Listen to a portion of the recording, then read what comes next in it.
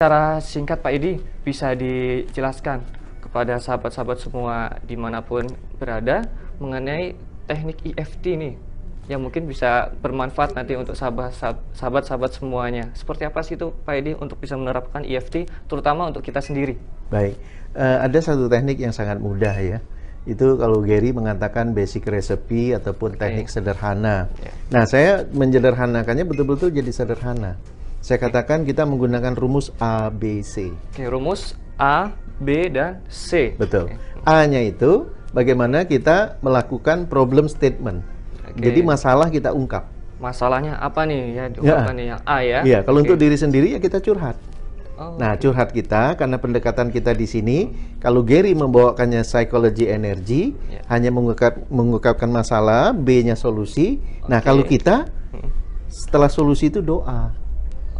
Karena yang akan merubah segala sesuatu itu selain kita berusaha adalah yang maha pencipta dan maha kaya dan maha melakukan segala sesuatu. Artinya begini, setiap terjadi perubahan itu atas kehendaknya gitu loh. Nah, jadi kita mohon atas kehendak yang maha kuasa. Nah, jadi kembali lagi tadi A-nya itu adalah kita mengatakan apa masalahnya. Masalahnya apa? Itu A. Nah, karena kita curhat diri sendiri, kita langsung curhat sama Sang Maha Pencipta. Nah, kemudian B-nya solusinya apa? Solusinya apa? C-nya kita doa. Contoh, misalnya sekarang kita malas. Oke, sekarang malas. Ya, kan itu kan kasus malas nih. Kita bilang apa? Di EFT itu ada katanya setup. Setup itu kita yang kita ketuk. Ada juga yang mengajarkan short point, tapi kita lebih kan problem statementnya. Bagi yang Muslim kita mulai dengan basmalah. Bismillahirrahmanirrahim. Walaupun saya malas. Nah, untuk panjangnya kita seperti curhat. Tapi kalau pendeknya sebut aja saya malas. Nah, kemudian kan harus ada solusi itu. Anda bikin keputusan. Mulai saat ini saya memilih untuk rajin, ya, dengan terus berusaha belajar. Ini di sini terus Pak Ya, Edi? tetap. Sini terus titik ya? tetap gitu ya.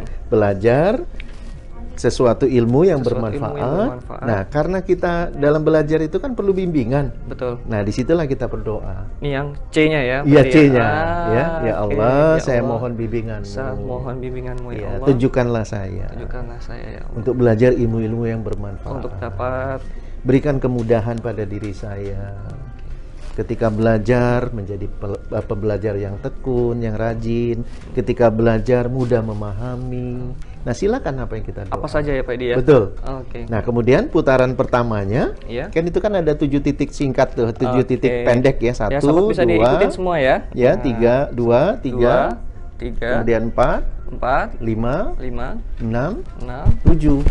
Nah, ketika kita ketuk-ketukan titik ini, boleh 1 tangan atau 2 tangan, itu kita sambil sebutkan masalahnya. Ya, saya malas. Jarinya jari 1, 2 ujung, 2 ujung jari. Ya, 2 ujung jari. Kita ketuk, kita akuin apa masalahnya. Saya malas. Saya malas belajar. Saya malas karena saya ketika rajin, saya jadi malas. Apapun yang kita rasakan, kita ingin sampaikan, sampaikan aja. Lepas saja Pak Edi. Lepas saja. Kalau kita memang nggak bisa ngomong ya dalam hati. Ya, kadang-kadang kan orang, wah saya susah mengungkapkan, nggak apa-apa. Tapi ketukan terus berlanjut. Nah, itu putaran pertama. Putaran kedua, solusi. Saya memilih ya, untuk menjadi seorang yang rajin, dengan terus belajar, ilmu yang bermanfaat, setiap hari, dengan cara sedikit demi sedikit, terus berubah, sehingga saya punya target, belajar minimal 2 jam sehari. Itu umpamanya.